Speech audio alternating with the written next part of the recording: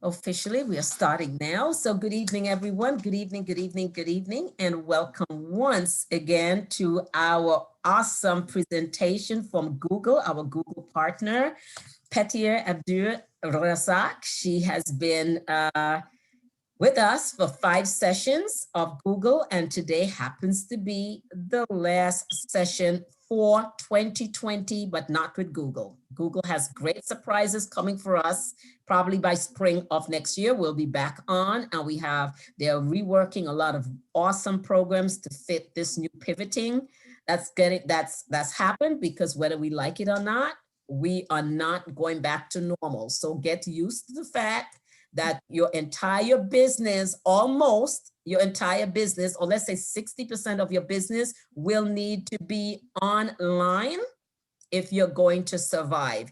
And the techniques that you need to learn, the curve might be a little steep, but if you practice, and for those of you who have been showing up consistently, the little seeds have been going inside and you have been learning, you're getting it in, but it has to go in and then it has to take root. And as you come back and you're hearing more, that's why we at Malls, we are doing everything digital so that it just builds upon builds until voila, you're in the new world of technology. So I welcome one, welcome all.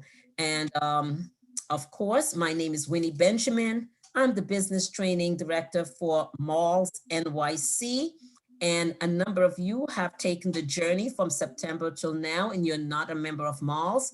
We strongly invite you to join us because we are taking the training, the hands-on, the funding, and all of the awesome things that a small business would need. We're taking it to the next level in 2021. And of course, those memberships, as you know, has privilege, right? Membership has privilege. So we invite you to become a member, and you do so by going on to mallsnyc.com, hit join. And once you join, on the third week of every month is a 90-minute orientation on all the benefits you get as a member. And of course, how we interact and what it is that you can do. It's not sometimes what we can do, but what the others can do. So anyway, we are collaborating, and that's the power of Malls. We join with you in your business to bring it together so we all can eat. So without taking up any further time, we have a pretty good mix at this point. And so we are going to bring on what we're waiting for, YouTube, and how it's going to put revenue in our pockets. Petir, I introduce you to our audience tonight. Take it home. Okay, great. So Whitney, if you can just enable the screen share for me, please. I seem to consistently forget to do that. Okay. That's fine. Let me see why it's not. Okay, there it is. All right. It should be. See if it's on. No, it came on for 2 seconds and it went back off. Went off. Okay, try again. I don't know. Yeah, it's on again. It's still. No, I got it. Can you guys see my screen? Yes, we're seeing. Yes, should be able to see it now, right? Yes. Okay. All right, you guys. So session number 5, and some of you have joined for every single session. So thank you for that.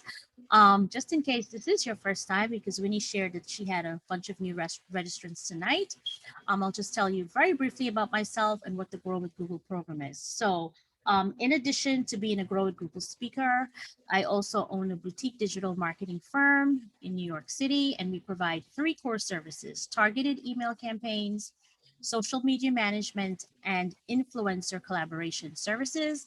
However, through my network of strategic partners, we also offer other marketing services everywhere from branding to PR to web development, because at the end of the day, it's important to have a holistic marketing plan for digital marketing to work.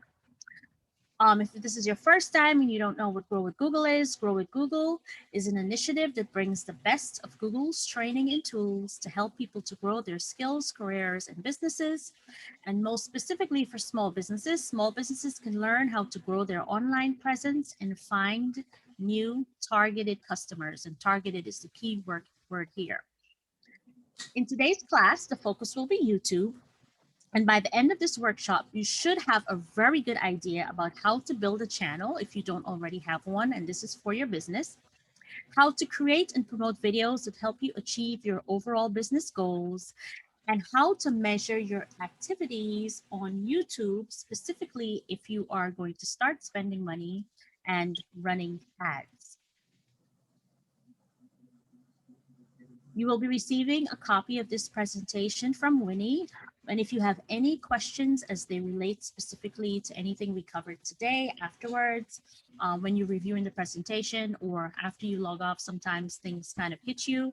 This is my main email address. You can feel free to email me and also follow me on social media. I'm constantly sharing small business marketing tips, both digital and traditional, because some of the traditional stuff still works. Okay, so let's jump right in. YouTube is where people watch. Today, when we think of video, we automatically think of YouTube because that's where today's consumer goes. Believe it or not, YouTube has over 2 billion monthly users that log in every single month. That's a lot. And these users watch about 1 billion hours of video every single day. So think about what I just said. There are over 2 billion monthly logged in users, and these users watch 1 billion hours of video every single day. Sometimes when I recite these stats or I read about them myself, I ask myself, what did we do before we had all of this stuff? Because we're spending a lot of time online that we didn't before. So, it's kind of like, what was life before all of this? So for hundreds of millions of viewers, YouTube is always on everywhere. And more than half of YouTube views come from mobile devices. No surprise there. Every single presentation I've done for you guys, and I'm sure even the other presentations that you have been attending, we all know that mobile devices are one of the main ways that everyone accesses the internet. So, how many of you have watched a YouTube video on your mobile device? Kind of a silly question because we all have. The numbers that I just stated for you are really big numbers, and sometimes big numbers are hard to comprehend. So, as we discussed briefly yesterday, think of this. Google is the largest search engine in the world. YouTube is the second largest search engine in the world. So if you do a good job of marketing yourself on both platforms, you have a really good chance of being found by your target customer because you're covering number 1 and number 2. YouTube reaches 91% of the online population in the US today. And when people want to know how to do something today, they often turn to YouTube first. Today's consumer doesn't want to read how to do something. They just want someone to show them how to do it. So the question for you as a business owner is, how do you translate these billions of actively engaged users into growth for your particular business? And that's something that I really want you to think about throughout the presentation. And as you ask me questions, it's helpful for you to tell me what kind of business that you have, so that maybe I can help you to figure out the kind of video content that you could be sharing to help to move your business forward. Because for every business, it's going to be strategy and technique may be the same, but in terms of the stories or the value proposition that you're articulating, that is where the differences may lie. YouTube is also where people discover. Over 90% of consumers say they've discovered new products and brands on YouTube. We also realized early on that giving people choice was critical. When you give people choice, something magical happens. They pay attention. And when they pay attention, they engage actively. And what does this engagement look like? They watch, share, subscribe, and then they watch some more. And if they really like what they're watching, they share some more and they tell friends and family. And that's how you get that digital word of mouth. Why does this happen? It's simple. When you choose what you watch, you pay attention because it matters to you. People only care about content that is relevant to them. And that's something that I want you to think about as you develop your video content. As business owners, we are so immersed in our businesses and we know what we're doing and our visions and all of this stuff. But at the end of the day, if you're not connecting with the consumer, you're just wasting your time. This is really, your marketing messages really have nothing to do with you and everything to do with your end consumer. So YouTube can help build your brand by connecting your message with your audience when and where they're paying attention the most. Your audience is on YouTube. Watch it on every screen, whether it's their mobile device, laptop, tablet, desktop, or even smart TV. And they're definitely paying attention. At any hour or any device, anywhere, people expect to find videos that either entertain them or inform them, or sometimes both. There's no need to worry if you think your competitor is already on YouTube. People who are interested in a product or service will watch multiple videos about that product or service from different channels, from different brands, before they make their decision. In fact, if there are other videos about your product or service and they have a lot of engagement, that is a great indication to you that people are interested in the subject. So a lot of people usually worry about, oh, my competitors, they have so much more video content. You can actually use them as case studies, and nobody is ever doing anything perfectly. So even if they're doing really well, I would recommend that you watch them and you follow them and find little holes in their messaging or things that you would have done better. And that's your opportunity to set yourself apart. YouTube is where people engage. So the question for you as a business owner is, how do you translate these billions of actively engaged users into growth for your business? Before you get started with your channel, pause and think about the role that you want a video to play in your overall marketing strategy. And that is the key for all marketing. You know, I always say this. Your social media alone is not going to save your business. Your YouTube alone is not going to save your business. Your website alone is not going to save your business. Your offline marketing efforts alone is not going to save your business. You have to have a holistic plan.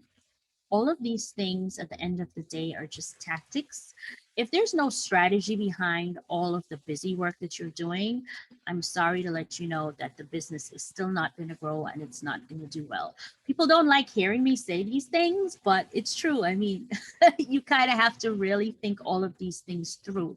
And I usually advise, as a smaller business, it's really hard, I know, to do every single thing that you should be doing. And so my recommendation is always to choose two of the pieces, do them really well. And what happens is that if you start getting the results, then you will actually have the resources to then invest and keep building out the pieces of your pie until you're able to do everything in a cohesive, strategic way.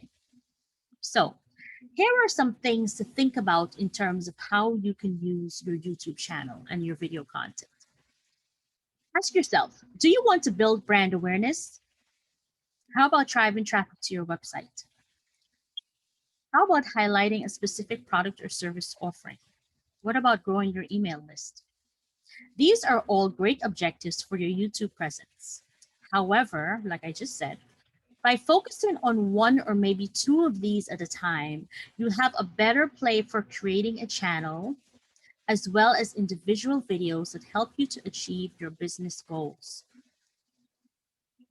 So just think about that. All right. So, and here are some examples of how this could work. If you're building awareness, that means viewers will be able to recall and recognize your brand, product, or service after watching the video, which in turn influences consideration. Viewers will then consider purchasing your product or service after watching your video. If your goal is to drive offline or online sales, viewers will be more likely to visit your website or your store or purchase your product or hire you for your service after watching your video. Over time, the goal should be to grow the loyalty of your base, because what happens is that your loyal viewers will be more likely to recommend your brand, product, or service to similarly qualified customers like themselves. And you notice I keep saying every single time I've tried to say targeted customers, qualified customers. This is really very important. This is a lesson that I had to learn the hard way myself. You know, you can have a lot of customers and do a lot of work and make no money. Trust me, I've been there. Okay. At some point, you have to take a step back and really think of the value of your product and your service, and think of the ideal customer who can actually pay you what you're worth. You still work hard and you may still have a lot of clients, or sometimes you may have even less clients, and you will make money and become profitable. Okay, so targeted, qualified, these are words that I use on purpose because trust me, I've been in situations where that's not the case, and it really is not a good situation to be in. We don't only want to work hard, everybody works hard. We need to really learn to work smart. All right, so before we get into the nuts and bolts of YouTube, let's take a look at an example of a journey that most people take before making a purchase. And as I go through the steps of the journey, I'd like you to think of your own customer journey to see if you can relate to this. So how many of you have purchased, say, a car recently, or not so recently? If you've ever purchased a car, let's just say that. Where did you start your research? Did you start online, or did you just drive up to the nearest dealership and start there? Well, this depends on when you bought the car. If you bought a car 30, 40 years ago, then online wasn't really an option. We're talking about with online advertising. If you started your journey online, then you will be able to relate to the customer journey on this slide. Here's an example of a customer journey of someone that wants to buy a new car. As we know, a car is an investment. It's not an overnight decision. So you wouldn't just click on the first car ad that you saw and purchase that car immediately. Most of us won't anyway. Usually takes an average up to 2 months for us to make that decision, right? So what we're looking here is the process or the strategy behind what a car dealer is trying to accomplish. So this car dealer knows a thing or two about YouTube advertising and puts his message in front of all the people in the Bay Area that are in the market of buying a new car, but have not really decided on a specific brand yet. The interested user, once they see his video, will continue their research online on Google search. The car dealer appears on top of all search results. Having seen the brand before on YouTube, the likelihood of the user clicking on the ad is much higher. So this is where that recall is happening. They've seen it before, now they're seeing it again. Today, I want you to start thinking about the journey that people take before they decide to buy your product or service. And if we have time, I'd love to hear some of those answers. So just jot that down.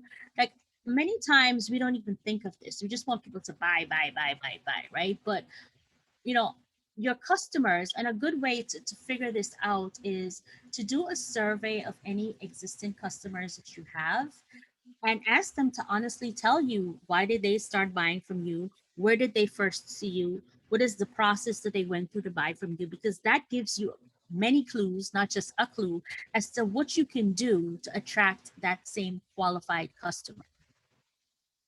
Okay. Think about these questions as well. How many of you watch a video and purchase immediately? Has that ever happened to you? How many of you did a search for something on Google and purchased based on the information that you found? I'm sure we've both been in situations where we've done both, right? And this is normal. And this happens because people are in different stages of their customer journey. Some people already know exactly what they want, and we say that these people are at the end of their journey. And others are interested but undecided. They need to do more research. And those people are at the beginning of their journey. So also in developing not only video content, but all marketing content, you have to make sure that you have messages tailored to different stages of your customer journey, if that makes sense. All right. Now let's dive into the official presentation. That was all just setting the stage. So we're going to break today's workshop into 6 sections. First, we'll create a home for your business on YouTube.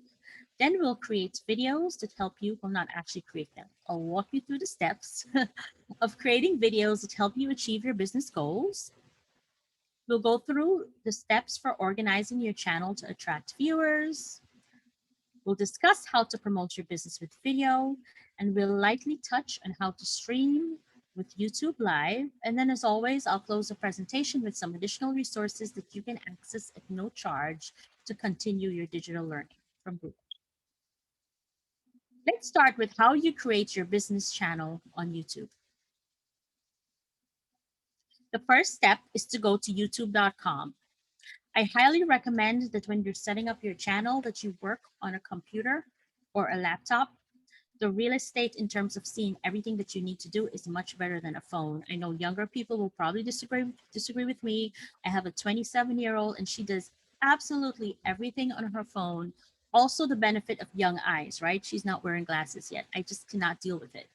So for us more mature folks with not so great eyes, I would highly recommend that if you're doing any setup, you can just clearly see the screen and everything that you need to do.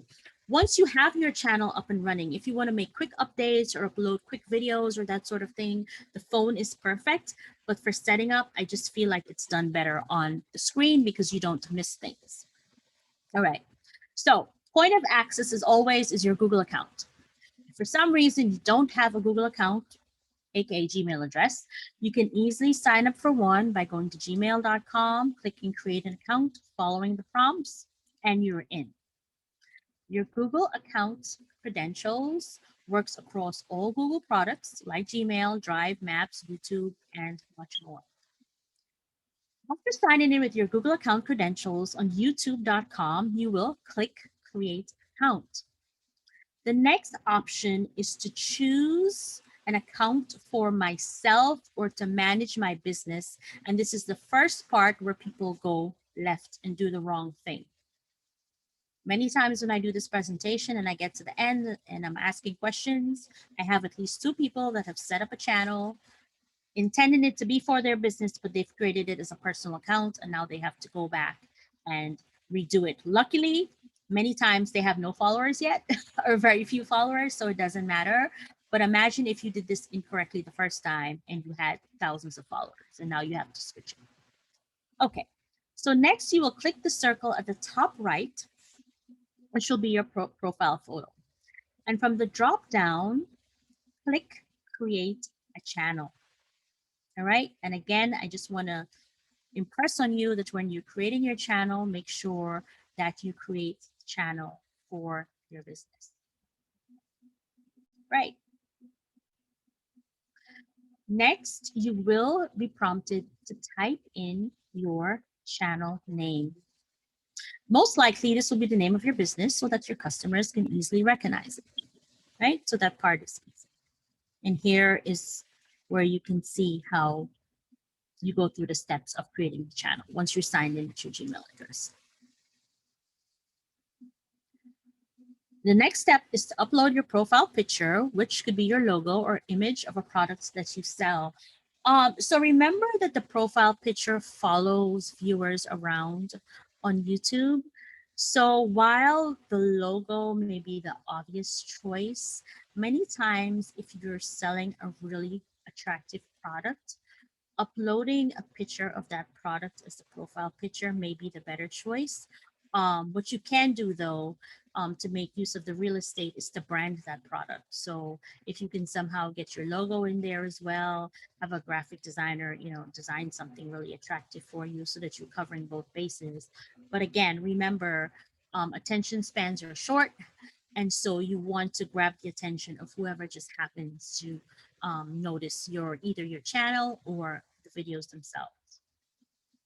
So that's just a little tip that I like to share. Now it's time to tell viewers about your channel. The channel description can show up in search results and is visible in the About tab in your YouTube channel. Remember to be descriptive when filling out this area. The more information and description about your products and services that you can share, the better it will be for you, especially for viewers who are not familiar with their brand. So this is the way that they get up to speed. Remember to add your website URL and any social links that you want to share.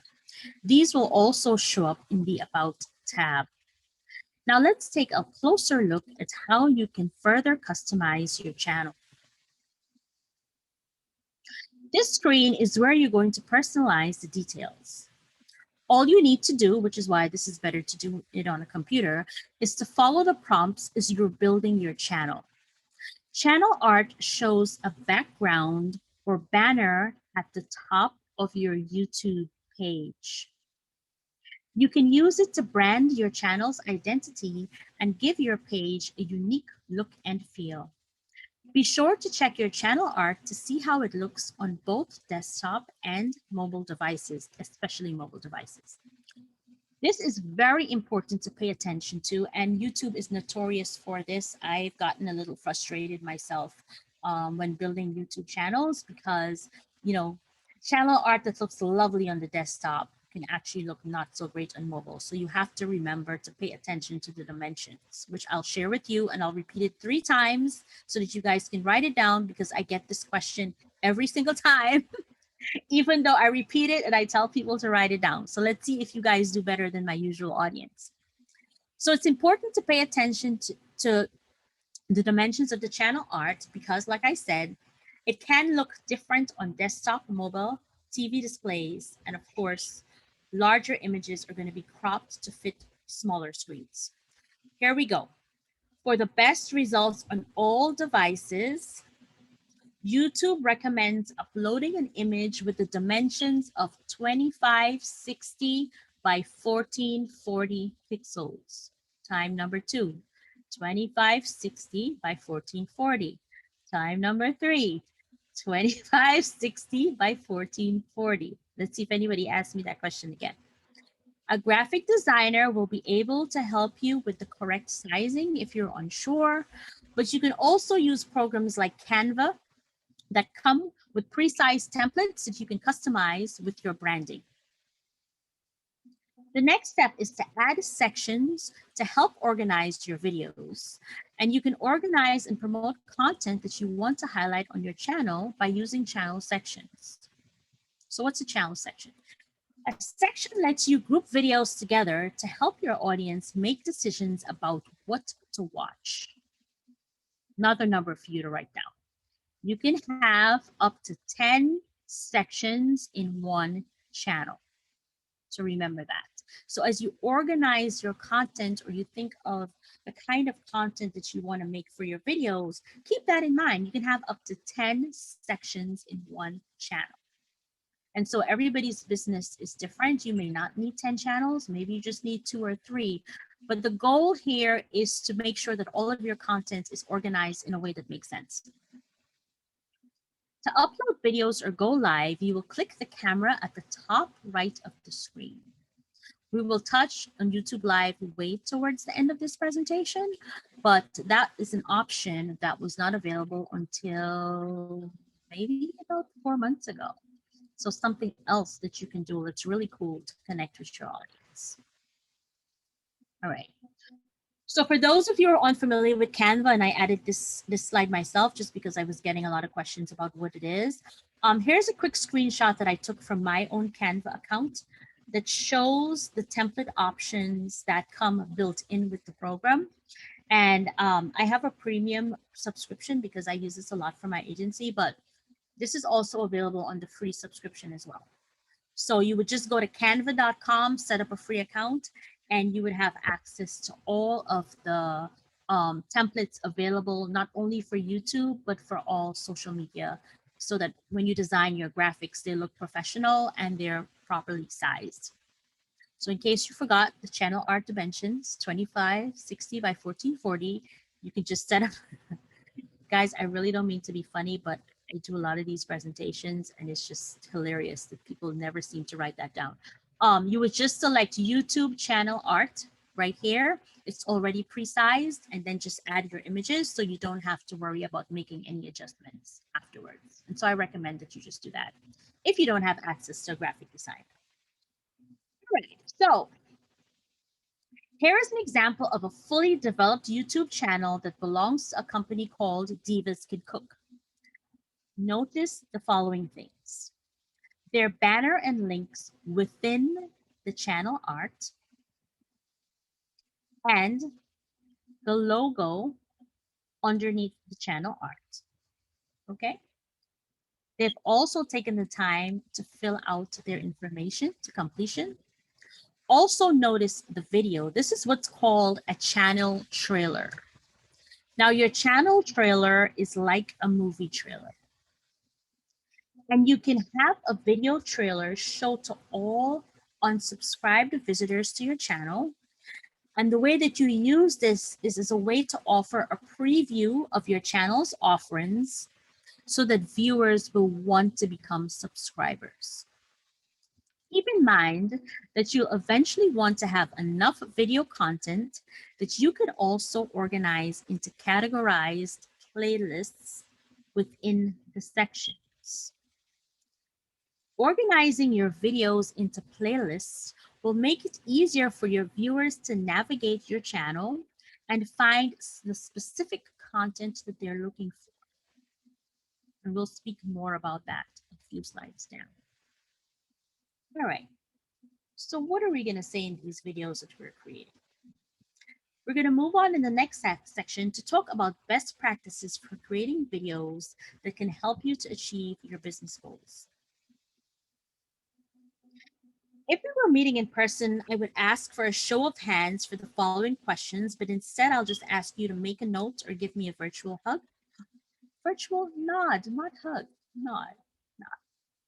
Who has ever created or shot a video? Who has a smartphone? Anyone ever take videos on their phone? Of course, we always have. Snapping pictures and taking quick videos is what we do naturally these days with our phones, right? So the benefit here and the leveling of the playing field is that technology today has allowed anyone to make a video.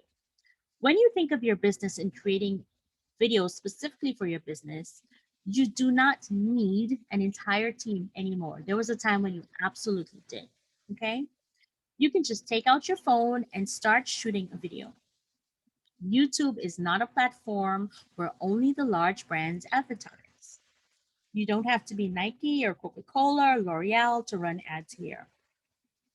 If you shoot an authentic video that tells the story of your business and you put it in front of the right people, once again, it will go a long way.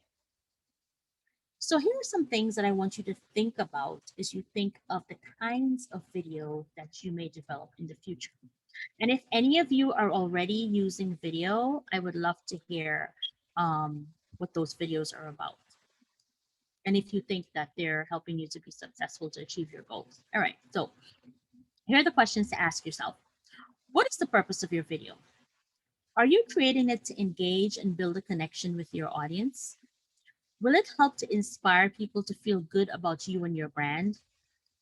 Does it inform so people see you as an expert? So these are all questions that you should ask yourself as you think about developing your video content. Here are a couple points also that you should keep in mind. What exactly is the story you want to share? Are you introducing a new product or just giving an overview of your business? Who's going to be the star of these videos? Is it going to be you, your customers, or your employees? Remember that this person will become the face of your business, so choose wisely. Always pay close attention to sights, sounds, and edits. Here's some ideas to get you started. What's the process for your service? How does your product work? How is the product made? Is there anything special about it? What makes you stand out from the competition? Unboxing videos are very popular for certain products like cosmetics and personal care items, even clothes. how-to videos, the most searched term on YouTube is how-to. So if you can come up with a series of how-to videos that showcase your expertise or how your product is used, those go a long way. Lastly, think of the questions that your customers ask you. Those questions can actually become videos to help answer them proactively.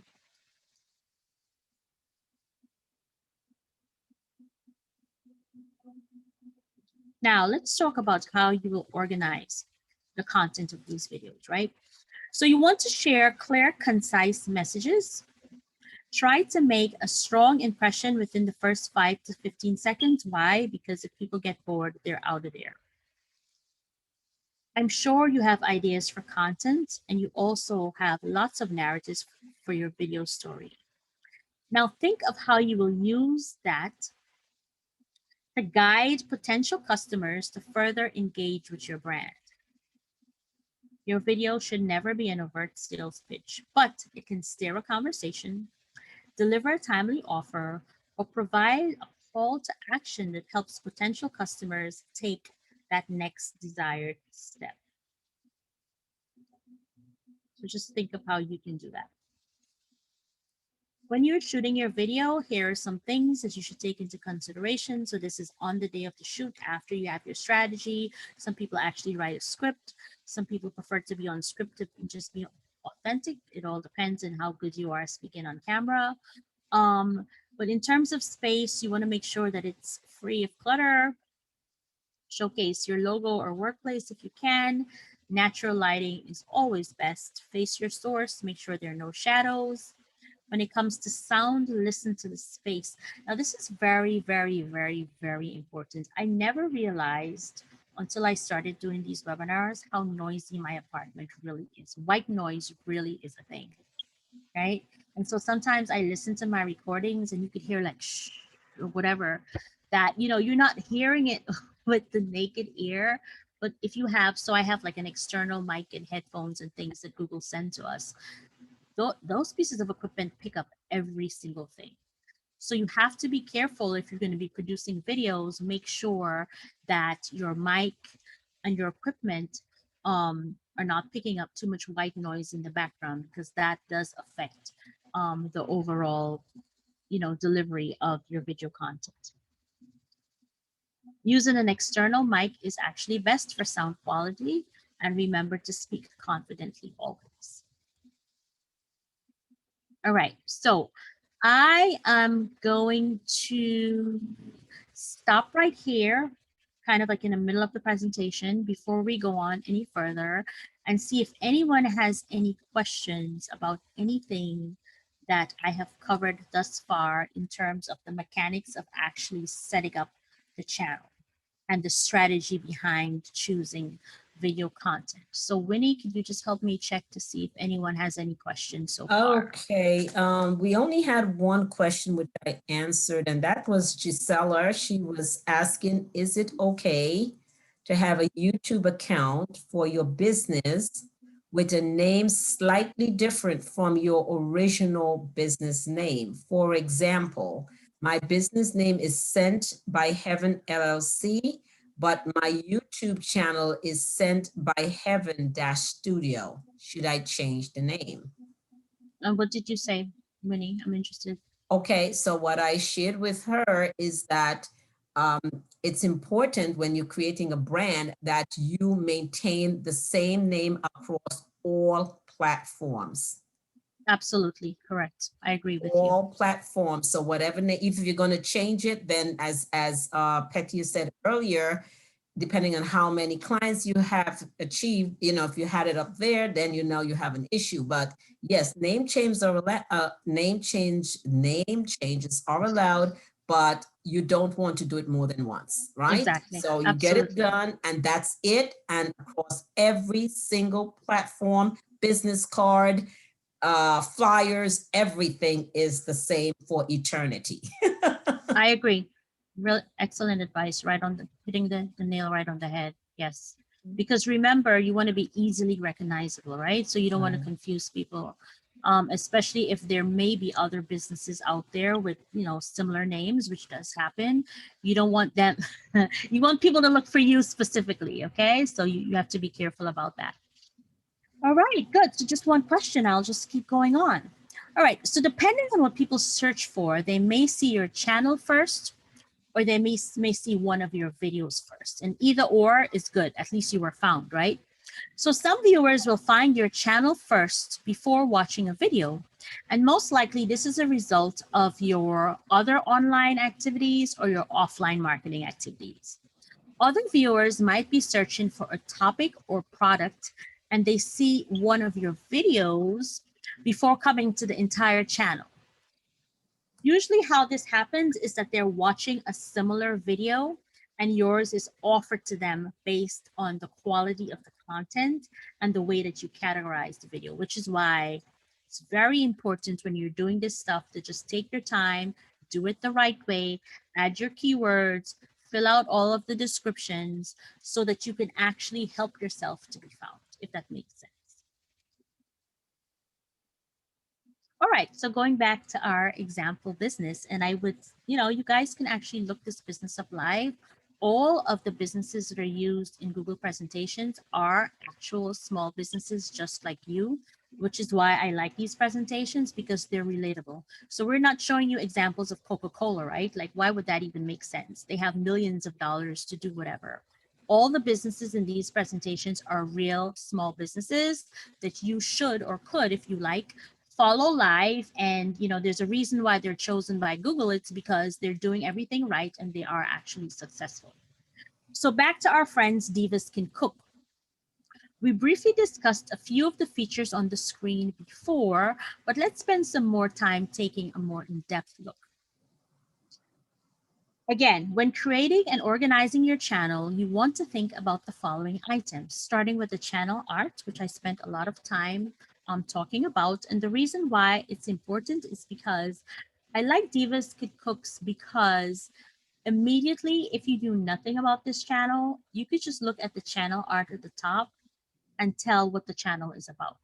And so as you develop your channel art, think of that. Remember, really short attention spans. If somebody sees your channel art, they should be able to immediately guess, make an educated guess as to what your channel is about. So again, the purpose of the channel art is to brand your channel's identity and to give your page a unique look and feel. Next, we're going to talk about the video trailer. And again, a video trailer, the purpose of the video trailer is to show unsubscribed visitors a preview of your channel. And it should be designed with the intention of enticing them to become actual subscribers.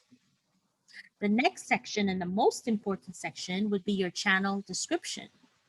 Once again, YouTube is one of the largest, let's just say what it is. It's the second largest search engine in the world, not the US, not North America, the world. And writing descriptions with keywords can help viewers find your videos more easily through search. As a strategy, put the most important keywords towards the beginning of your description.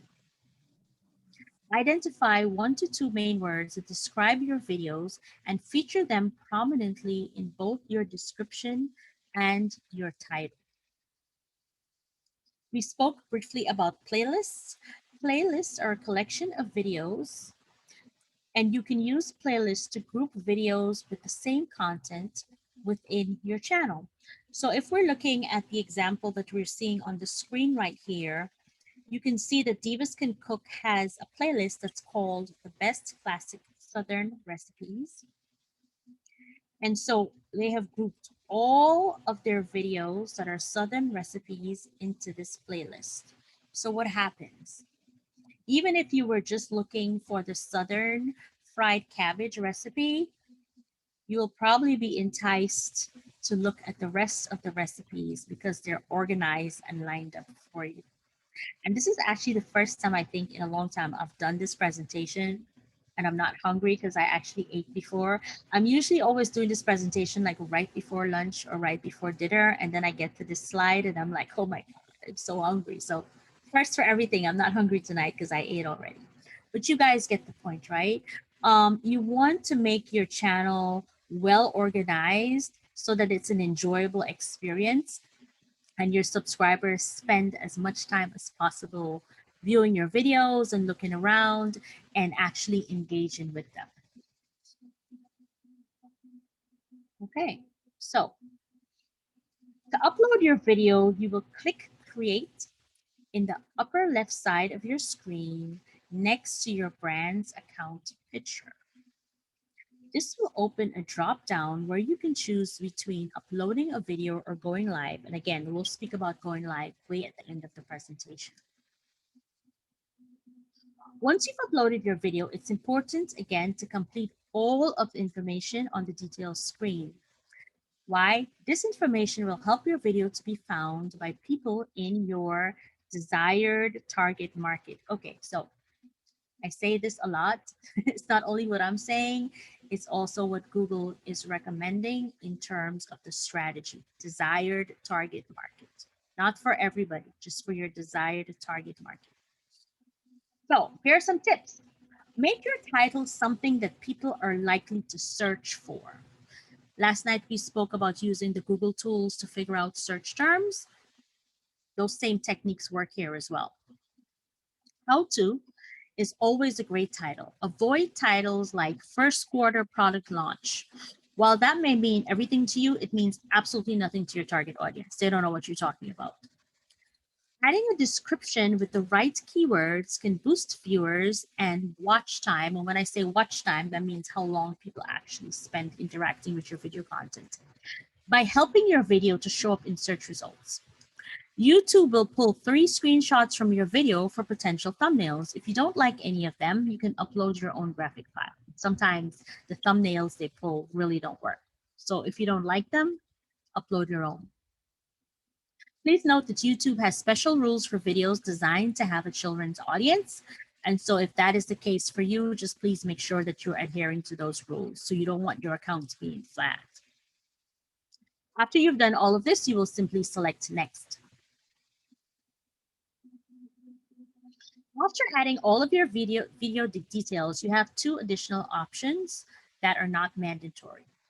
The first one is adding an end screen. And an end screen can be added to the last 5 to 20 seconds of a video.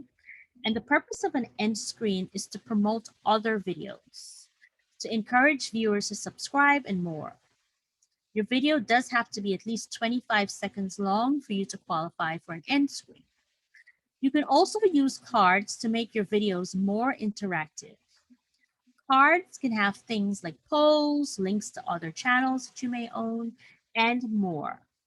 Remember, you don't have to use either of these 2 elements, but just knowing that they're available to you can be helpful.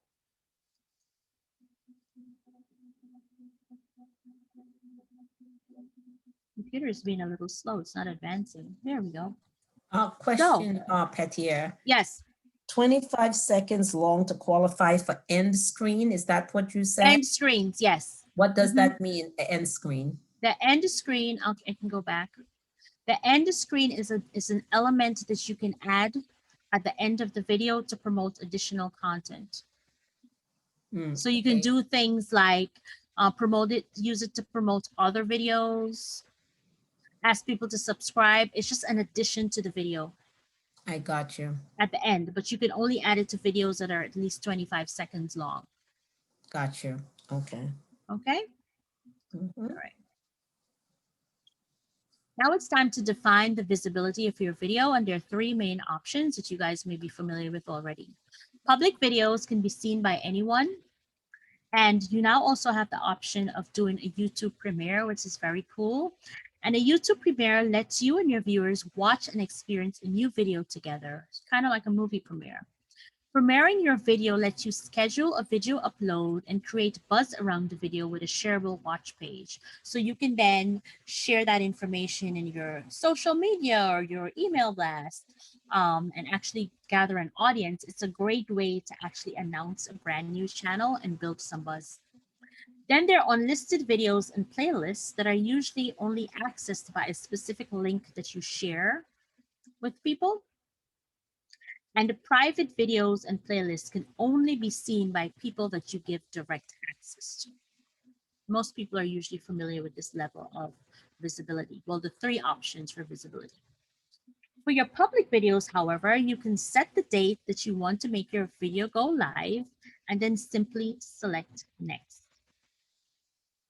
And if you already have a channel, you're probably doing this already. Once your video is published, it's time to spread the word. You can share your video on a variety of social sites, via email, on your website, and much more. Remember that you have to be proactive about letting people know that your new channel exists. Putting it up there initially just doesn't work without you helping to create some buzz. Integrate your channel into your website, social media, email, and blogs. This is an excellent way, if you already have a great following elsewhere, to get your videos in front of interested customers, encourage continued interaction with your brand, and help to spread word about the story of your brand. Remember to ask viewers to not only interact with that particular video, but also to subscribe to your channel so they can stay up to date with all the things that are happening with your business. So how, an example of how you would do this would be that you would post your video on your company blog, including a link with it into your monthly newsletter. Okay. Definitely make lots of social media posts with it.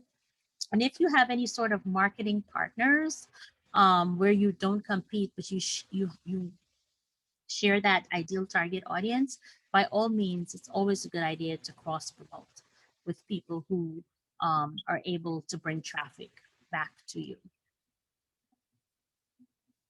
Okay, so if you're not measuring, you're not marketing, right?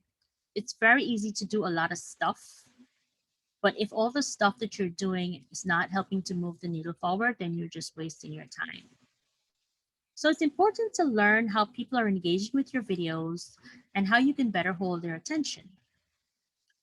You can see all of these activities by learning how to interact or how to read your YouTube analytics.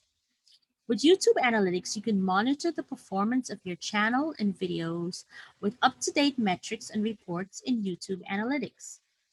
Within YouTube Analytics, you'll see different tabs, and apart from the Overview tab, each tab is tailored to help you see data that's the most relevant to your goals. So on the screen here, we're seeing they just have a screenshot of the Overview tab that gives a snapshot of everything over the last month that has happened with this channel, right? So we're seeing here that the channel got 2,700 views. The watch time was 80 hours. That means that cumulative, right? Because videos are usually just a couple minutes. But in terms of people actually spending time and watching videos, it was about 80 hours, and you have 37 subscribers. So this is overview. Then if you wanted to deep digger into the more detailed analytics, you would look at reach, engagement, and audience. Very, very, very important for you to measure all of your marketing efforts. Okay, so next we will review some advanced strategies for you to explore when you're ready. And as always, we start with the strategy, the techniques that all it requires is time, effort, and your own resources. Sooner or later, you will exhaust the possibilities that exist there, and you will have to grow up a bit and spend some targeted advertising money. So that will be the next section. And to help to showcase how other small businesses are using YouTube advertising. So not just the videos, but actually paying to place the videos in front of their ideal target customer. We'll take a look at some mini videos because I think they do a good job of really explaining how this works. And then we'll move on. All right, so let's see if, unlike last evening, these videos will cooperate a little better tonight. So first, let me start off by sharing my computer sound. Share computer sound. Okay, that's on. And I practiced this before we went live, so hopefully it works as well as it did then now.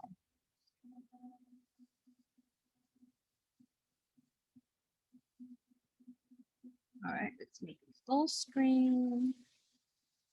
Come on. Full screen and play. Sorry about the snorting. Normally, after a surgical procedure, pets typically go home with what's called a cone or an e-collar. My name is Stephanie Seiberg, and I am the owner and developer of Tulane's Closet. When I was in veterinary medicine, I had a lot of clients come and ask if there was something else out there that they could use, and that's how it kind of got started. I had an idea. It's a one-piece post-surgical pet garment. The advantages of the Cover Me by Chewy is that they can eat, sleep a lot easier than wearing a cone. They can actually get through their doggy door. They can relax comfortably. Video can show people what it's made out of, how to put it on, how easy it is to use the potty cover. YouTube, it's great for people that are just starting a new business or small business owners like myself, because we're all on a budget. As you see that business is growing, you can always add to that at any time. We have doubled almost every year since we started in 2013. There's so many people now that really consider their pet their family, and they want them to be comfortable. I think a lot of dogs are a lot happier right now.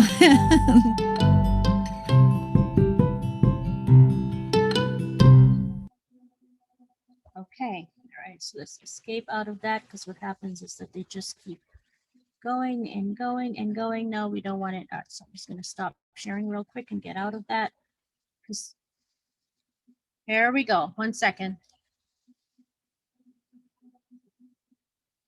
Wouldn't let me escape. Stop, stop, stop.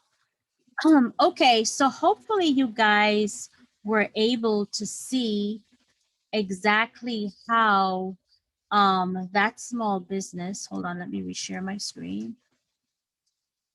So hopefully you guys were able to see exactly how that small business is using their YouTube ads to actually showcase how the product is used.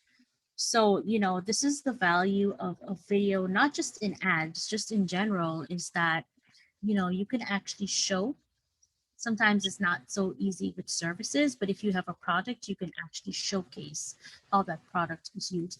So I always like to ask after that video, if anybody that's in attendance is actually currently using videos to market their business, and how you're using those videos, or the type of videos that you're using. Anyone want to share? Yeah, please put it in the chat. Please put it in the chat. And we can open up the mic after, okay, Desmond is using videos, okay. Okay. Petia, after you finish your presentation, can we open the mic so some of them can probably speak Sure. about how they're Sure. doing it? Okay, Sure, everyone, absolutely. so put your name in the chat so we can open up the mic after Petia has finished presentation, so that you can share with us how you're using your videos. Perfect. All right, so let's keep going. All right, so as we saw with Tulane's Closet, videos let you show your products and services to your audience, not just tell them about it. And as we've been discussing, YouTube offers a home for your videos at no additional cost to you.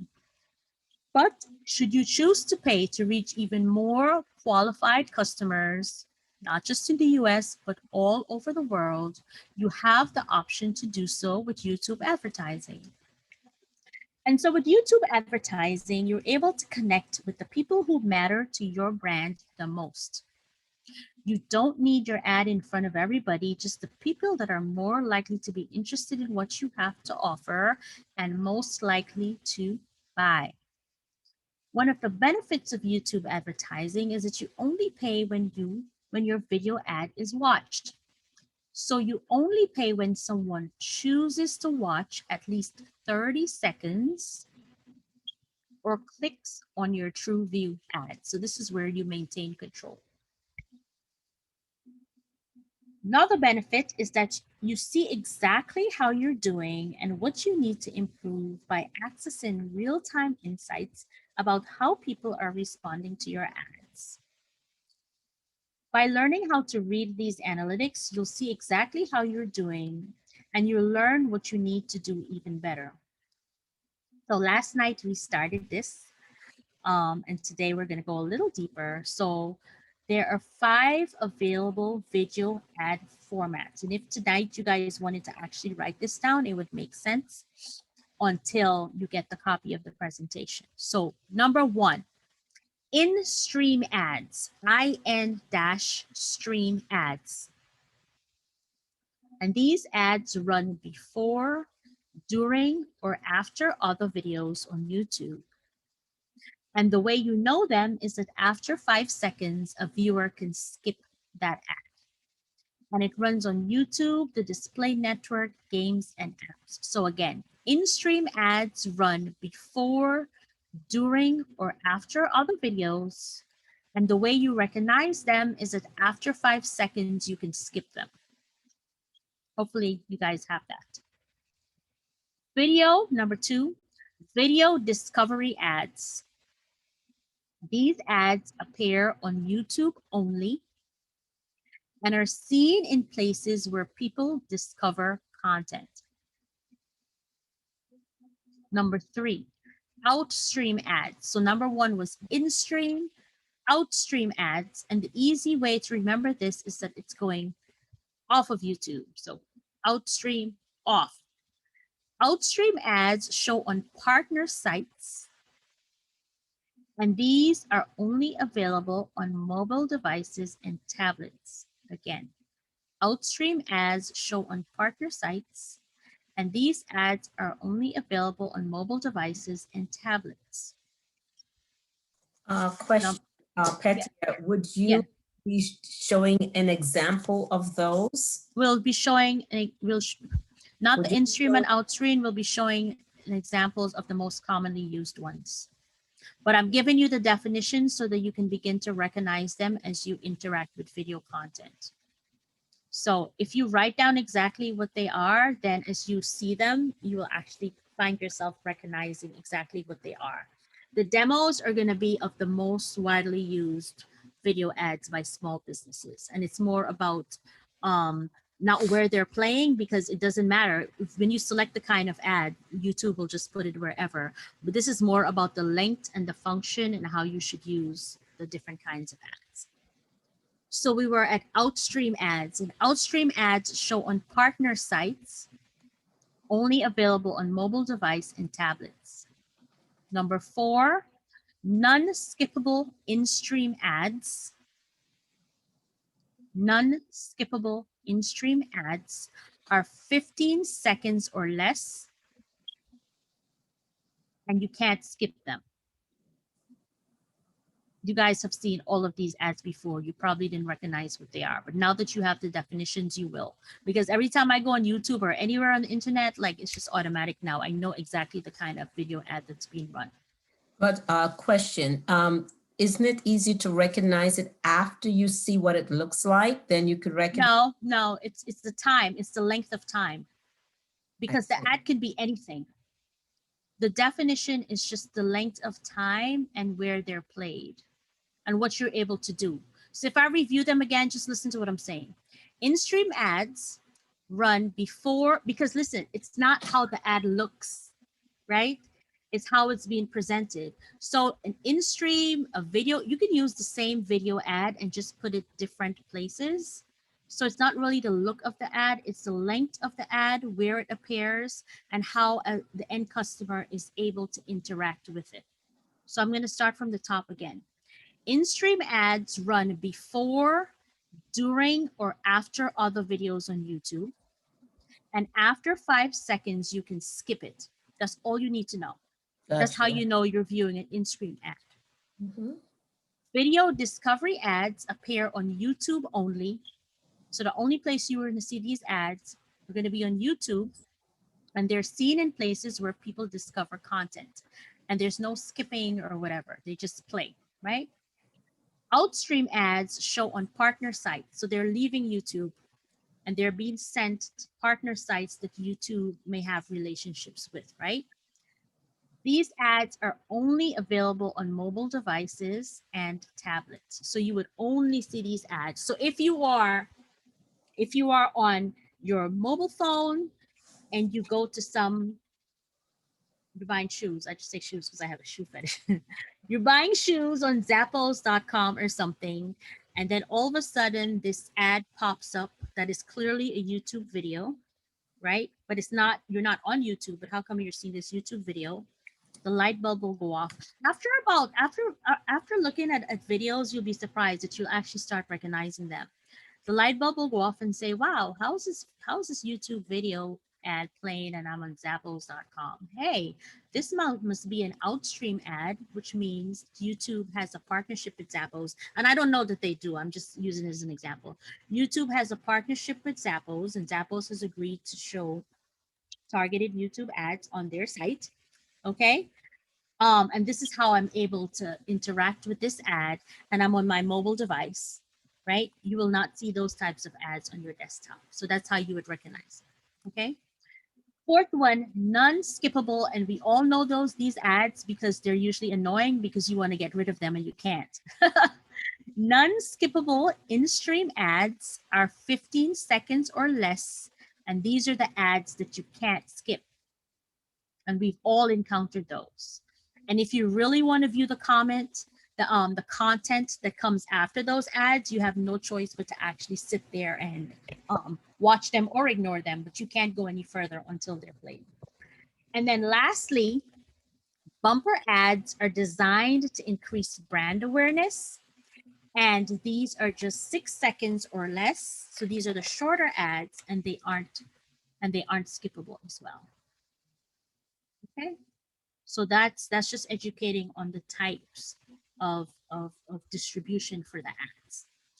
Now, the more important thing to understand is actually the length of the ads, because as you develop your video content, this is what you need to pay attention to. Notice here, none of these ads are minutes long. And it's not to say that you can't have an ad that's minutes long, but remember, attention spans are very, very, very short these days. So if you're developing an ad, I'm not talking about your video content. In any case, your video content should not be 5 minutes is stretching it at this point, right? But when we're talking about ads, which you're going to be paying to put in front of your target audience, these are the recommended length of ads that many businesses use, including larger companies. And these are the length of ads that actually have proven to be effective in terms of delivering a message, piquing interest, and having potential customers actually interact with them and go further. Okay, so, and the research has been done to prove this. YouTube video formats have been built for all attention spans, or the attention spans that they have determined that people actually do something else or interact with the ad, right?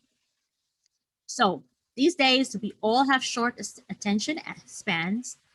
And so they have developed the 3 buckets of ad lengths that they think actually appeal to different people. So we have really short ads that are 6 seconds. And the way you can remember them is bite-sized ads. And people actually like to take a snapshot of this slide. Your bite-sized ads are 6 seconds or less. These would be your bumper ads. Then your snack ads, 15 to 20 seconds. And then your meal ads would be 30 plus seconds, maybe up to a minute. But quite frankly, I would stick to 30 seconds. And this is not only true for YouTube. Like when we're doing Facebook video ads, we keep them at 15 seconds. Anything after that, people kind of tune out. So you have to get really good at articulating the value of your brand in 30 seconds max. All right, so seems difficult, but with practice, you can actually get pretty good at this. All right, so how do you tell a 6-second story with a bumper ad? And again, the research has been done, and they have proven that 9 in 10 bumper ads drive significant lift in ad recall. What is ad recall? Ad recall means that if you show somebody an ad and then give them a few minutes and ask them what the ad was about, they're able to actually remember it. And they found that people actually remember ads that they've seen that are only 6 seconds long. Of course, it may take some practice for you to be able to do this, but it's totally possible. All right. So let's take a look. And I like to ask this question because there are people who disagree with this and there are people who get it. So let's take a look at a 6-second ad, and then you guys can let me know if you think that the overall question, the overall message that's being given in the ad, like, did you get it or did you not?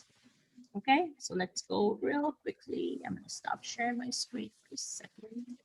Make sure this is working well.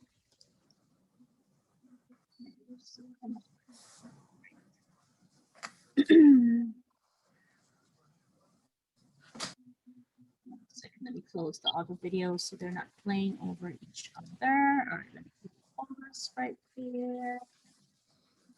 Let me share my screen again. It opened without any problems this time. All right, and I'm just going to play it right here because it's large enough. Let me make sure I'm sharing my computer sound. I don't think I turned it off last time, but just to be sure. I did turn it off, share computer sound. Okay, here we go. The next basketball highlight video could cost you up to $1.31 in data. Switch to Xfinity Mobile and save. What did you guys think? Did you guys feel? Switch into Infinity and save. There you go. Switch to Infinity Mobile and save. That was the message right there. 6 seconds, you got it, right? Yeah. Mm-hmm. So I would say it takes some practice, but it can totally be done. So I asked you and you remembered exactly what the point was. Switch and save. That's all they wanted to get across. Now, if something about that grabs your attention, you then click on this ad and you're led somewhere else that gives you more in-depth information. So it absolutely works. Some people don't like it because they feel like, oh, it's a little bit to the point. And, you know, some people need to be wined and dined and whatever before they interact with a brand. But, you know, most people get it. So it depends on your preference and the kind of brand that you have, and you can make the determination because you have up to 30 seconds for it to be effective. Okay. So that was bumper ads that we just reviewed together, right? So that's the 6-second ad, and that's one of the ads that small businesses or all businesses find to be effective. Okay, now the ads that most of us feel comfortable with and are easier to produce are the ads that are called TrueView or skippable ads. And as the name implies, this ad format allows viewers to skip after the first 5 seconds. So many people say, well, what's the purpose of that if the ad is skippable? For both the consumer and the advertiser, there are benefits. Consumers have a choice and are not forced to watch content that they don't care about. So say, for example, somehow your targeting is a little off and your ad happens to come in front of customer that's untargeted, they just click off and they go about their business. Guess what? You don't pay for that interaction because they weren't interested and they're gone after 5 seconds. So as the advertiser, you only pay if the viewer watches the ad for 30 seconds and more. Because if somebody is watching your ad for 30 seconds and more, that means they're actually interested in the video content. So actually, I would recommend that if this is your first time doing ads, that you kind of do this backwards and build up to the 6-second ad because that takes practice. But definitely here, you know, you have more time to say what you're trying to say. The viewer is controlling the interaction with the ads, so you're not annoying people like the 15-second ads that people have to sit there and watch no matter what. And if and when you're charged, you're only charged for a viewer who's actually interested in what you're saying and who is engaged. So I would recommend starting with this kind of ad and working backwards to the 6 seconds one because, you know, that takes a little bit of practice. Okay, so let's take a look at an example of the TrueView ad, and this will be our last video for the evening. And then we will keep going, and then we'll have our Q&A. So as usual, I'm going to stop sharing just in case this doesn't work the way it should. Make sure everything is okay, then I'll bring you guys back. And again, always interested to hear if any of you have actually experimented with any of these ads that we've taken a look at. So share, that came up okay, and let's play.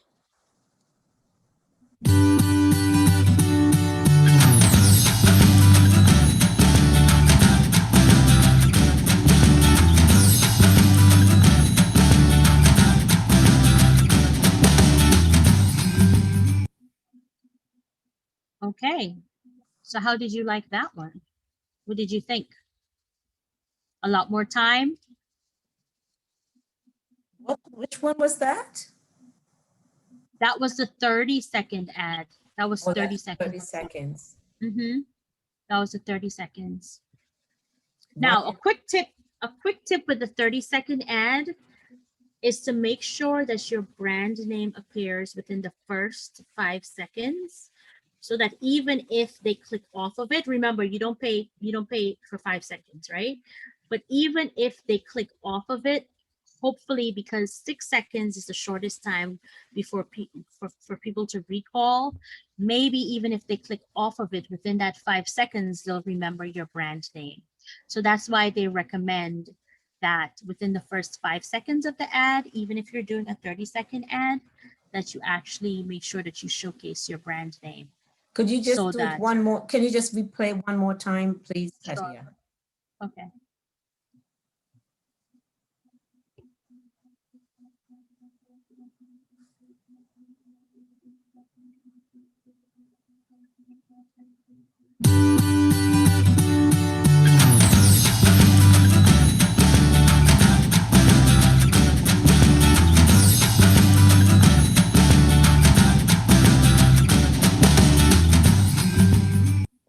Okay, you guys Yep. got it? Yeah, You we saw what they all- did, right? First 5 seconds, they threw that brand name up there. So Yeah, even we if saw you the- clicked off, Yeah. even I if saw you the clicked brand off. name, but as you can see, I share the same comment with just about everybody. They weren't impressed. It didn't grab them. So that that person who spent that sort of lost it. Yeah. Well, this takes practice, right? And it could be the style of music and the It could be the style of, Yeah. there are different things that appeal movement to in that, people, yeah. or exactly. And this takes practice, right? Marketing is all trial and error. So Yeah. this is why you need to monitor your analytics, Yeah. right? Because, maybe we don't like it, but maybe their target audience did. And so that's why they did it, or they continue to do it. I don't know. It is a live ad on YouTube, as you saw. I mean, a video example. So there's a reason why it's being used as an example. Maybe their analytics are off the chain. And again, speaking about target customer, right? Your product and service is not for everybody. It's True. just for your ideal target market. So again, this is where knowing all of that stuff comes into play. True. All right. Now, lastly, companion banners.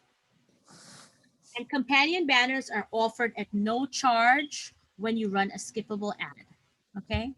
So they appear next to your in-stream ad on the top right corner of the watch page.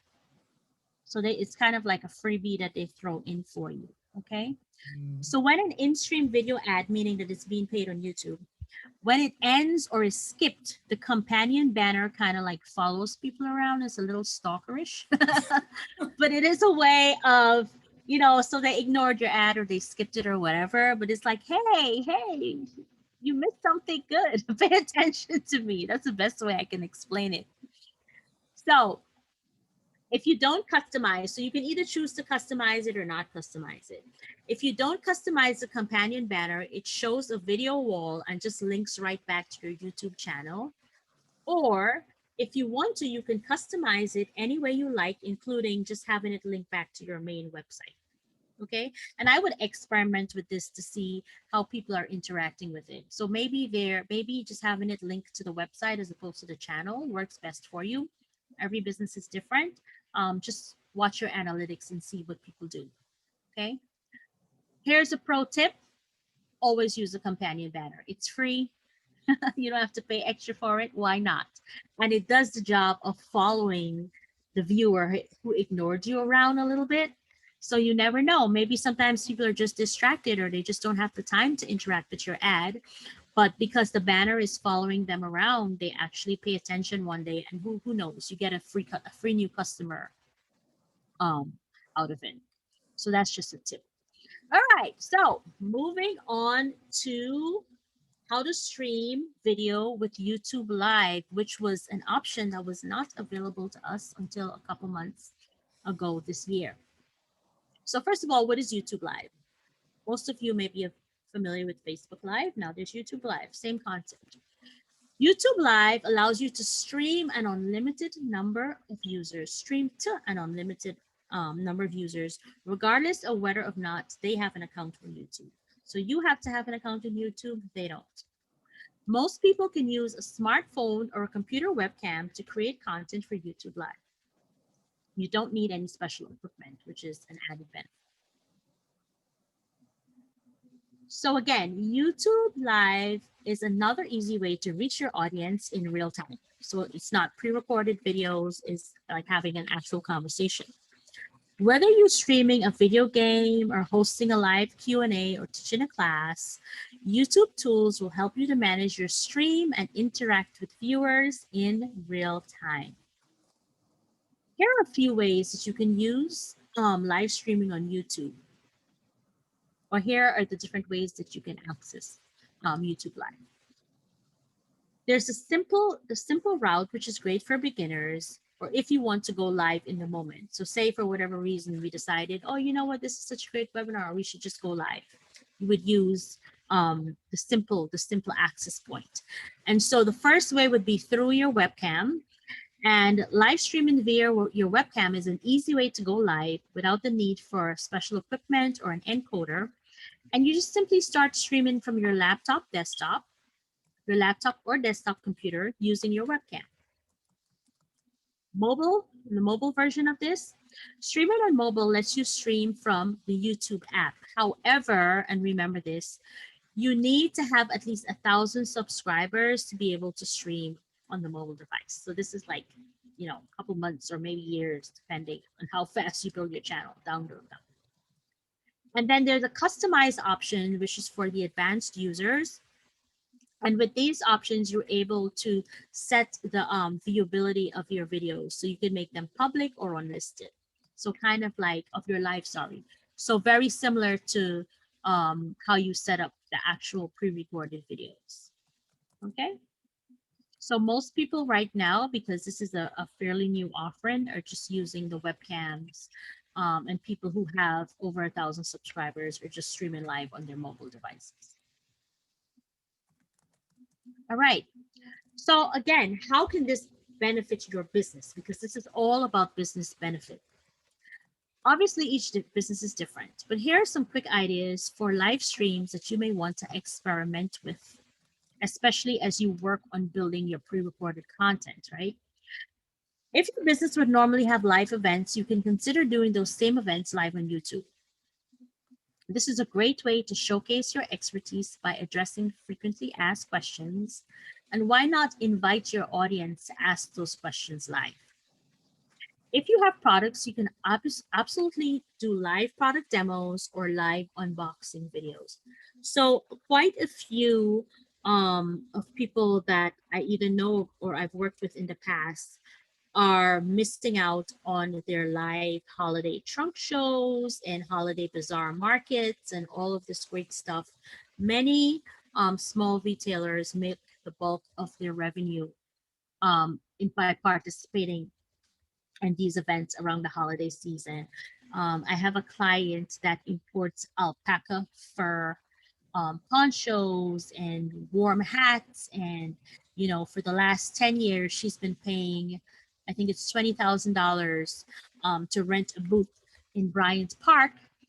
And it sounds like a lot of money. You're like, why would she be spending? But she makes 4 times that money back every single year. Guess what? This year, Bryant Park is begging people. At one point, they were giving away free booths, I heard, because of the pandemic. She definitely is not going to be paying $20,000 this year, because why would you? People aren't really going outside and shopping. Everybody's shopping online. So there goes that, right? So people like that who are used to making the bulk of their revenue around this time by doing holiday markets or trunk shows or pop-ups can then recreate that experience by doing live product demos and shopping events. And maybe what you can do is, now that I think about it, I should recommend that she does this. What you can do is maybe have a special discount code that can be redeemed on your website only during the time of the live, right? And so that's the way that you build up attendance, because you say, attend the live to see my new collection, or whatever you want to say. And also during the live, and only during the time of the live, I will be sharing a special discount code for you to make purchases on my website. Once the live is done, that code is dead. You're not saving the 40% or whatever it is. So I'm not familiar with all of the businesses that you guys have, but if this is something that you can possibly consider to drive traffic to your live event, as well as to get some sales going within a confined period of time. Lives shouldn't be more than, I would say, 2 hours max, because people get bored. But maybe you can come up with interesting things to do to get people engaged, and also to drive sales. So those are just some examples of the way that you can use a live to interact with your audience in real time, given the fact that we're no longer able to do it in person as much anymore. Okay, so how do we even get to the point where we're able to do live in terms of the setup of our channel? Once your YouTube channel is set up, you need to enable YouTube Live at least 24 hours before you do your first live stream. So remember that. Once you enable live, you will be taken through the steps to verify your account and enable live streaming. And to get more information, this is a very light touch on live. To get more information about all the technicalities of putting on a live, you can visit studio.youtube.com.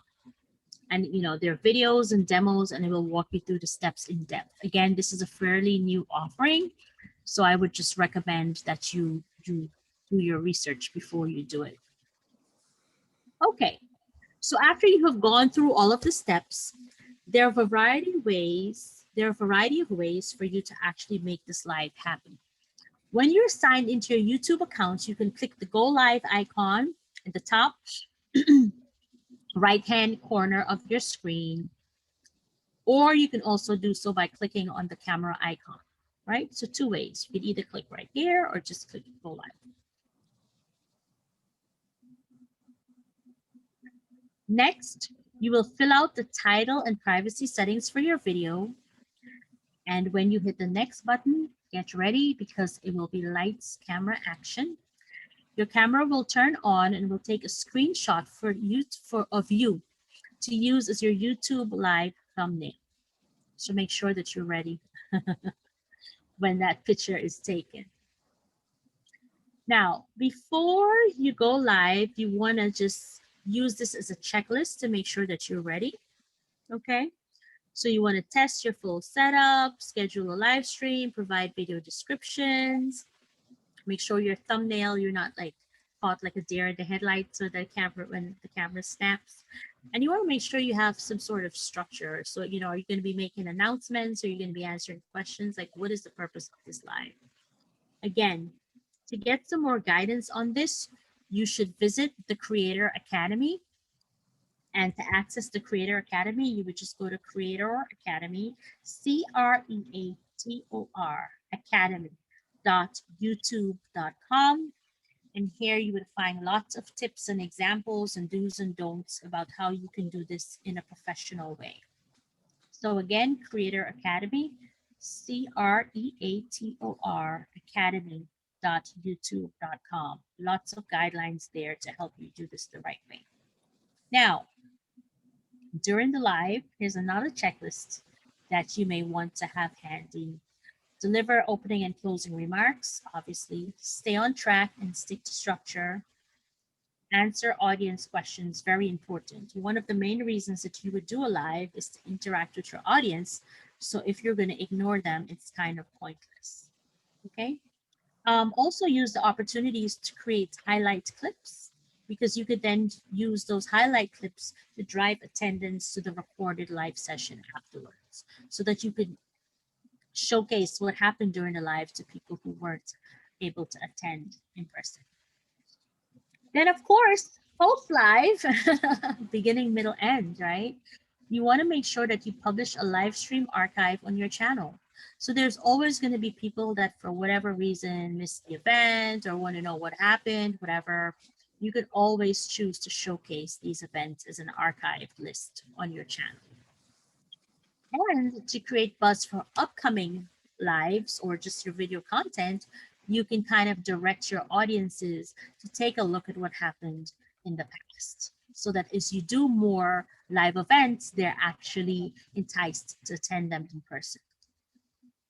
All right, so next steps. We covered a whole lot this evening.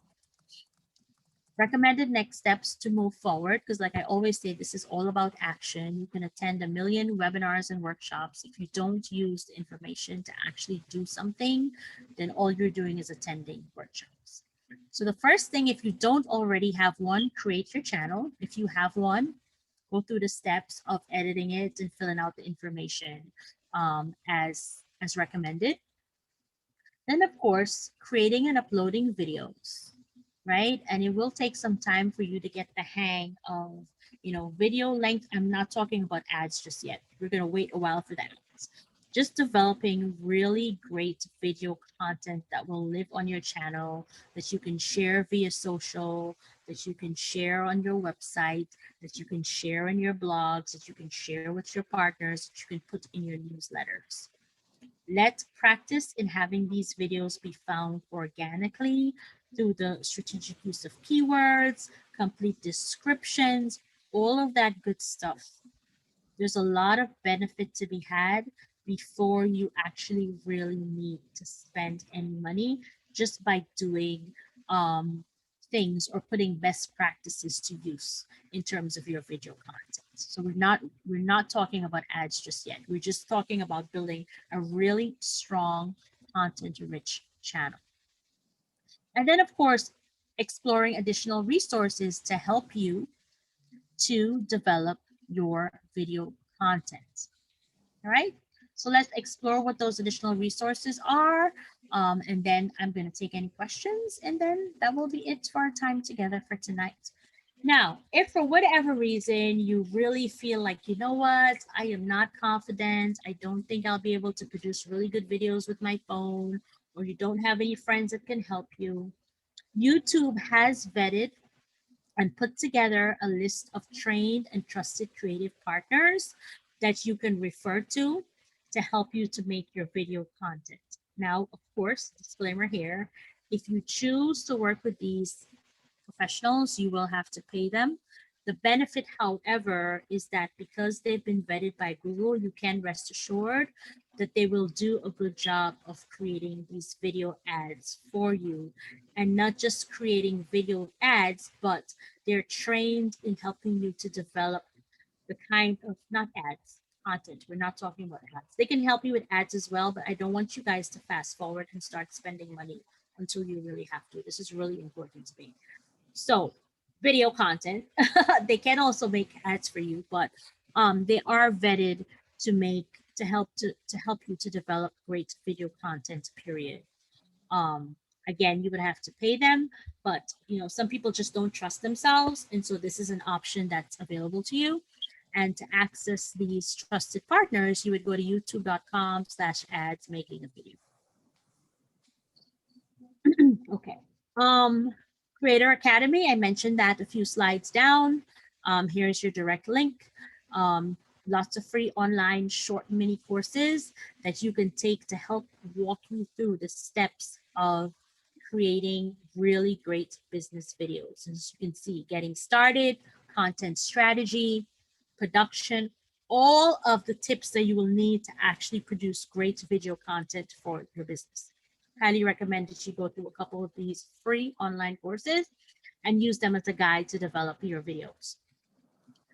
Primer, I think I've spoken about this at the end of every class. This is an app, kind of like on the go, not more than 5 minutes. You can just download it to your phone and take some free lessons as you travel or wait, or do whatever you need to do. And they're great tips about working remotely, growing your business remotely, some marketing tips and tricks. Very useful app to have on your phone. If you really want to go very, very deep and learn a lot more about Google's marketing tools, by all means, check out Skillshop. And here you can take full courses on all of Google's business tools. And they're actually really good courses. All of the presenters, we have to be certified. We have to go through these courses, at least at the basic level, before we're allowed to present. At the end, if you want to, for some of them, you can actually take a certification, but you don't have to. Just going through the material alone is worth its weight in gold, because then you get to see the nitty-gritty and truly understand how these products work. So you can choose. You don't have to do them all. You can choose to just do the YouTube one if it would make sense. If you're going to build your YouTube channel, or you really want to get great at your Google My Business profile, so then you would do that one. Or if you're building up to start doing Google Ads, then I would definitely do the Google Ads one, or the Google Ad Manager. All right, so you can choose exactly the kind of content that you want to pursue. And these are relatively new as well, the quick help videos for small businesses. And you watch them on YouTube, of course, g.co/grow/quick help. And here you get actual live, well, not live, because they're not live anymore, but they were recorded live. But these are like demonstrations, like click here to do this. This is how you set up your Google My Business profile. This is how you set up your YouTube channel. And somebody is actually showing you on a screen the steps. Some people are more visual learners, and so they found that these mini videos are also helpful. All right, so that brings us to the official end of tonight's presentation. And at this point, I am going to stop sharing my screen. And I guess, Winnie, if you wanted to just open it to discussion, we can do that. Yes, so thank you so much, Petia. I'm going to start with the Q&A folder. And some people may have asked questions in the chat, which might be very difficult to find, but I will charge Ronnie to scroll through the chat to see if she could find that. But the Q&A section is what I'm going to read first. We have Ronnie's asking, is it true that you can keep YouTube serving your videos by using a tagline in your video description? You should be tagging all of your videos, absolutely. A lot of people miss that opportunity. So all videos should be tagged with keywords that describe what the video is about. Because what happens is if somebody goes and searches for whatever you tag them with, your video will come up organically. Okay. And specifically the impacts in-stream ads skippable. I think that's what she was saying in specific, right? Yeah. So call, okay, please repost your questions to Q&A. Okay, that's what she's saying. Okay, I'm getting good. Bite or bump. Carl Morris is saying bite or bump ad is for brand awareness. Yes, brand awareness, absolutely. Because these are the 6-second ones, so they're really short. And so you want to kind of like just get maybe your brand name or your tagline subconsciously in the head of the viewer. Yes. Okay. Sylvia had asked, hi, Petier, I have a Q&A on YouTube channel with nonprofits capabilities. Thanks. Okay, that was just a comment. I thought it was okay. Ronnie says, is it true that Google crawls through your videos transcriptions as well? Yes, yes, yeah. Yeah, that's also another good way if you have the time. It's a whole different job, right? To have your videos transcribed, absolutely. Any sort of content that you can add anywhere on Google to help those crawlers. That's from last night. Find information is always a good idea, absolutely. Very good. So did anyone raise their hands so I can open up their screen? Anyone raise their hands? Because we do have, let's see if there's anything in the chat. If not, while you're writing, so sorry I have to leave. Thank you, Petia. That is Vera. Thank you all, great information. All righty, if no hands are, let me see if there are any hands up. No hands are up. Okay. There's one, Ronnie has raised her hand. Okay. Okay, Ronnie, you can speak. Hello, can you hear me? Yes, Yes, I we can hear you. can. Excellent. So first of all, thank you for the presentation. I'm just so excited about YouTube. I watch it all the time. So my question is about an issue that's been going on YouTube with content creators who they'll take their video and upload it as an ad, as a skippable ad. And it actually reduces the performance of their video. And that's how a lot of YouTube channels have been taken down. So my question is, does hosting a video as a skippable ad reduce the performance of the video when people skip away? Because, Of people are course. watching the ad, they skip away and then, it reduces the watch time. Of course, absolutely. I don't even know why that's even a thing that people are doing. People come up with all sorts of crazy schemes and try to cheat the system. But ultimately, you can't beat the system. I mean, Google has changed its algorithm so many times in response to people doing things like that. It's just easier to follow the rules. Like I don't get. And even if it slips through and it works for a time, it's never like a long-lasting effect on whatever you're trying to cheat or do. So yes, absolutely, it does affect things in the long run. And like you said, the channels are being taken down. So why, I don't Right. understand why people would have Right. wanted to do that to begin with. Right. So I guess my question also is this: if you have videos on your channel, should you have videos that are specifically dedicated to ad videos, or how should you do that? So I personally recommend creating videos specifically for ads.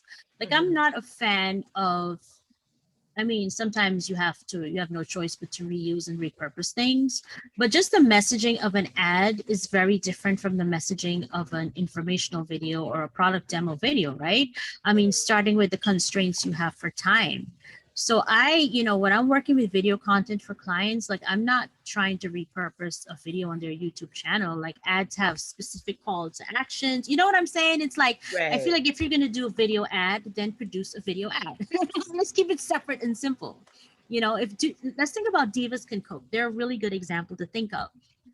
So, if they're going to do a video ad to get somebody to, either order from them or to subscribe to the channel, that ad's going to be really very different from their Southern fried chicken recipe, right? Because they have Right. a lot less time. The call to action is going to be, visit whatever for more, or maybe they're doing a cooking show or something, as opposed to somebody just doing a leisurely demonstration of how you cook Southern fried chicken. You know what I'm saying? It's just too different for me anyway. So I just usually recommend that you develop, if you're doing video ads, that you produce the video with the ad in mind. Okay, thank you. Especially since you may just have 6 seconds or 15 seconds. You know what I mean? It's like you have to be Right. really precise with your messaging for video ads. Yes. Right, thank you. Okay, You're very welcome. good. All righty, so Sylvia has raised her hand. Sylvia, unmute and speak, please. Sylvia? You need to unmute Yes, yourself. sorry. Yes. Oh God, it took me a while to find the unmute button. Yes, good evening. Yes, it was a question that I put in there. Sorry, I'm multitasking here as usual. No problem. Hi, Betty. How are you? Happy Hi. holidays. Sorry. Happy holidays. Yes. Yes, I have a nonprofit. I have a YouTube channel. I haven't really done anything with it yet, but I wanted to know how is it like with nonprofits, because it could be a bit different as far as with content, material, word content, and how it's being, put together. So the versus, marketing messaging for nonprofits in general is different, right? So the easy way to remember this, marketing 101. Like digital marketing is just about the tactics and whatever. But in terms of messaging, if you can just remember this, if you have a product and think of ads that you see everywhere, and this is not just for ads, but overall marketing messaging. If you have a product, how do you showcase the benefits of your product, right? What is the story that you tell? Before, afters. This is the benefit of using my product. You have dandruff, you use our shampoo, you no longer have dandruff, right? That's the overall messaging for product marketing. If you have a service, how do you, what is the story there? For those of you who have service businesses, how do you articulate the value of your service? By the results. By the results, exactly, right? Yeah. So this is, I increase sales for my clients, but that's overall marketing messaging. If you have a nonprofit, what's your overall testimonials? Exactly, yes, very important. Oh, nice, testimonials. Ronnie. Thank you, Ronnie. If you have a nonprofit, what is your overall marketing message? Impact. Mission and Impact. purpose, the mission and purpose. Exactly, Okay. exactly. As long as you stick to that, it doesn't storytelling, absolutely. Right? These are the lives that we've changed. This is how we're helping the community. If you could just remember those 3 pillars based on the type of business you have, then that's your framework for all of your marketing messaging and building the stories that you will tell. And if you ask me, video just makes it so much easier to do all of that, right? And have the people, have the communities that you're helping, especially for nonprofits, actually tell how you have helped them in their own words. That is the best nonprofit marketing that you can do. Right, and how would, just one more thing, because I'm having an upcoming event in 10 days pretty much with my expo, the virtual expo. So, but it's, it's a paid event. So obviously I'm going to do it through another, paid streaming form. I wanted to use StreamYard, but I end up settling it on Zoom because everybody's comfortable with that. So I'm going to be having a test run, but I want to know how is that I could connect that with YouTube, or once I'm done with the Zoom event, can I You can post record it on and the- upload it on YouTube. Yeah, absolutely. It's a Okay. video file. Awesome. So as long as I keep it on archive, because I'm having people doing test runs and people are going to be working behind the scenes with it anyway. So once they're done, they told me I could just put it on the YouTube page. It's a video. Yeah, it's a video file, and you can just upload it as a video file. Absolutely. Okay, awesome. Mhm. Thank you, Batia. You're very welcome. Okay, so that being said, I don't have any further questions. So at this point, I want to really thank Petia tremendously for the 5 sessions that she poured into us. And I'm hoping that we are watering all that seed, those seeds rather, and that next year we will grow tremendously well. I also want to thank each person that's here on the line, but I just have a little bit of commercial to share, and that commercial is